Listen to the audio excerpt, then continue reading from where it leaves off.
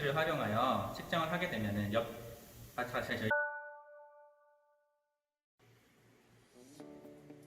안녕하십니까. 흥진정밀 조병현 대리입니다. 이번 시간에는 마샬 시험기에 대해서 공부해 보겠습니다. 이 시험기기는 KSF 2337 아스팔트 혼합물의 마샬 안정도 및 흐름값을 측정하게 되며 아스팔트 혼합물에 원주형 공식체를 제작하고 측면에서 하중을 가하여 소선 흐름에 대한 저항력을 측정하는 것에 규정합니다. 이 시험기기를 사용하기 이전에 다짐기를 활용하여 이러한 형태의 공식체를 제작하게 되고, 이 공식체는 60 플러스 마이너스 1도로 유지할 수 있는 수조 안에 30분 동안 유지하여 줍니다.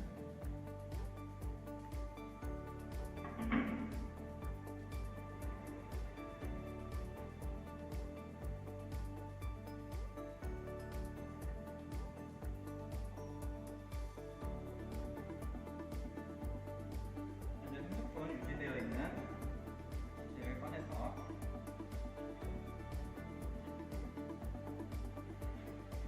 물기를 제거하고요.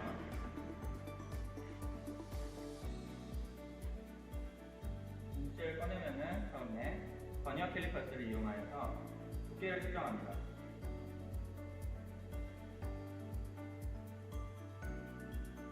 두께를 측정하고, 이 두께는 마지막 결과값에서 고정 개수로 활용하게 됩니다. 측정한 것은 제야 헤드에 결속을 하게 되고요.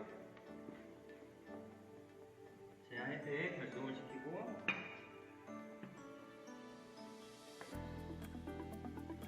마샬 시험기에 장착을 합니다. 흐름미터의 상태를 확인하게 되는데요.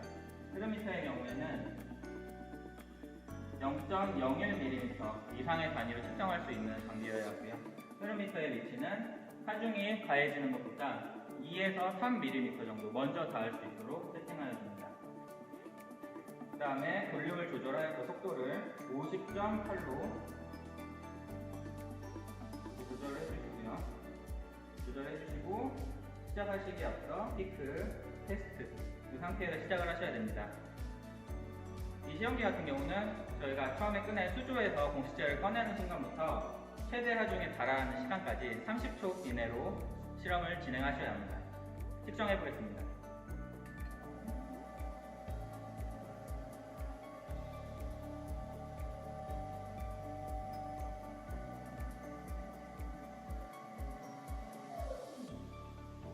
네, 시험이 끝났고요.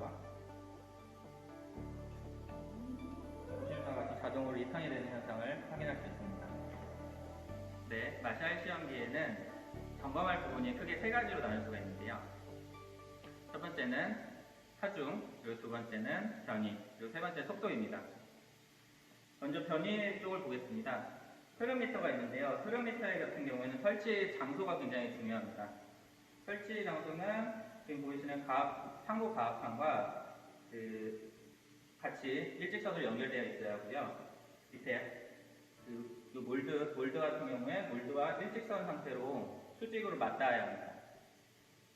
그리고 다음으로는 국토부의 아스팔트 콘크리트 품질 핸드북 3.5항을 보시면은 제하 속도에 관하여 굉장히 적선성을 중요하게 생각하고 있는데요. 그에 따라서 이 50.8이 이렇게 잘 움직이는지 이거를 측정을 해서 이런 필증이 붙어져 있는지도 확인하셔야 됩니다. 그거를 하기 위해서는 이러한 형태의 제하 속도 측정기가 있는데요. 이런 형태의 제하 속도 측정기를 사용을 하게 되고요. 네, 제하 속도 측정 장치를 이용하여 측정을 하게 되면 왼편에 보이는 계산식을 활용하여서 분모에 있는 측정초에 예를 들어 61초가 나왔다고 하면은 이쪽에 61을 입력하시고 계산을 하게 되면 49.97mm가 나오게 됩니다. 이 값이 50.80보다 높거나 낮게 되면은 상수값을 조절하여서 제압 속도를 맞추면 됩니다. 따라서 이런 식으로 측정을 하게 되면은 필증이 발행이 되고요. 그리고 1년 주기로 하중과 변이에 대해서도 교정 측정을 하게 됩니다. 그렇게 되면은 교정 성적표가 나오고, 이때 이러한 값들은 이 시험기에 대한 결과값의 그 신뢰성이나 객관성을 보장할 수 있는 용도로 사용이 됩니다. 그럼 이번에는 그 소개해드린 제하속도 측정 장치로 어떻게 측정을 하는지에 대해서 한번 측정을 실제로 해보겠습니다. 제하속도 쪽에 50.8로 세팅을 하신 후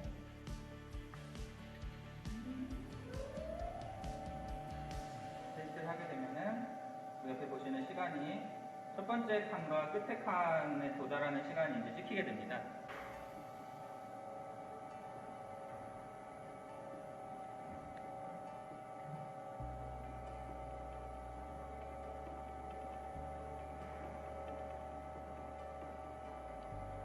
네, 이렇게 측정이 끝났고요. 지금 보시는 바와 같이 59초 67이 나온 걸 확인할 수 있습니다. 이 결과값을 좀 전에 보셨던 계산 시계에 넣고, 그렇게 되면 이 기계가 몇 밀리미터의 속도로 움직이는지를 확인해 볼 수 있습니다. 자, 다음은 마샬 시험기를 사용할 때 주의사항이 한 가지 있는데요. 어떤 거냐면은 마샬 시험기를 제어헤드에 계속 시켰을 때 분시체를 여기가 틈 사이에 좀 뜨는 부분이 있을 수가 있습니다. 그런 경우에 얘를 지그시 살짝 눌러주고 시험을 하시게 되면은 이 부분에 이제 결속이 잘 되는데요. 결속이 되지 않은 상태에서 시험을 하게 되면은 이 흐름미터가 먼저 닿아서 그 전이값이 흐름값이 상승하게 됩니다. 그렇기 때문에 결과값에 매우 중요한 영향을 미치기 때문에 분치를 넣고 한번 이렇게 살짝 눌러주는 습관을 기르시는 게 굉장히 좋다고 생각합니다. 그리고 마샬 시험기를 사용할 때 그 문제점이 가끔씩 나오는 부분에 대해서 한번 설명을 드리려고 하는데요. 간단하게 첫 번째는 이 볼륨을 조절할 때 속도를 이런 식으로 이렇게 조절하면은 이렇게 멈추지를 않고 굉장히 많이 이렇게 흔들리는 부분들이 가끔 있습니다. 그럴 때는 이 볼륨이 이제 고장이 난 거기 때문에 이 볼륨을 이제 교체해야 되는 상황이 있을 수 있고요. 또한 여기 하강하고 상승하면 할 때 이 가판이 이렇게 덜컹덜컹거린다거나 흔들리는 경향이 좀 있을 때가 있습니다. 그럴 때도 결과값에 굉장히 많이 영향을 미치기 때문에 이 수리가 꼭 필요합니다. 그리고 이 앞에 이 판을 한번 뜯어보겠습니다.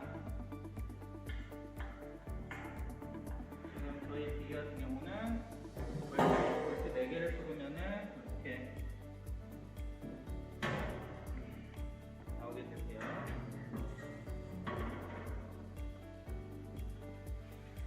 네, 보시면은 이쪽에 벨트가 있는 걸 보실 수 있어요. 여기 한 번만 제가 설명드리겠습니다. 벨트는 보통 이제 사용자가 쓰시는 이 기계 같은 경우에는 벨트가 두 가지 벨트로 보통은 설계가 되어 있고요. 하나는 이렇게 격자 무늬로 되어 있는 타이밍 벨트고요. 한 가지는 그냥 이렇게 민자로 되어 있는 V 벨트입니다. 격자 벨트 같은 경우는 이게 늘어나는 현상이 그렇게 많지가 않습니다. 거의 늘어남이 거의 없다라고 보시면 되고요. 이런 형태의 V 벨트 같은 경우는 장시간 많이 사용하거나 많은 횟수로 사용을 하게 되면은 장력에 좀 늘어나는 그런 경향이 있습니다. 그래서 만약에 본인이 사용하시는 제품을 이렇게 뜯었을 때 V 벨트가 되어 있다라고 보이시면은 보이는데 뭔가 이렇게 늘어나 있는 형태다라고 하시면은 이 늘어나 있으면은 이 속도에 제한 속도에 조금 영향을 줄 수가 있어요. 그렇기 때문에 그거를 이제 좀 팽팽하게 다시 하셔야 되는데, 장력이 늘어나는지를 확인하는 거는 뭐 육안으로도 확인하실 수 있지만 여기를 이제 눌렀을 때 이렇게 많이 쑥 들어가는 그런 부분들이 있으면은 장력이 늘어났다라고 보시면 됩니다. 본인이 사용하시는 기계 벨트가 이제 늘어났다라고 생각이 되시면 이쪽 모터에 보면은 볼트가 4개가 앞뒤로 4개가 설정이 되어 있습니다.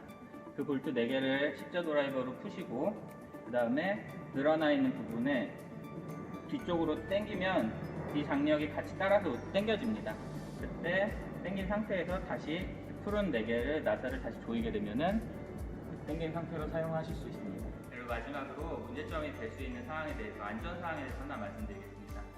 마샬 시험기 같은 경우는 수조에서 이제 공시체를 꺼내서 사용하기 때문에 손에 물이 좀 묻을 수가 있습니다.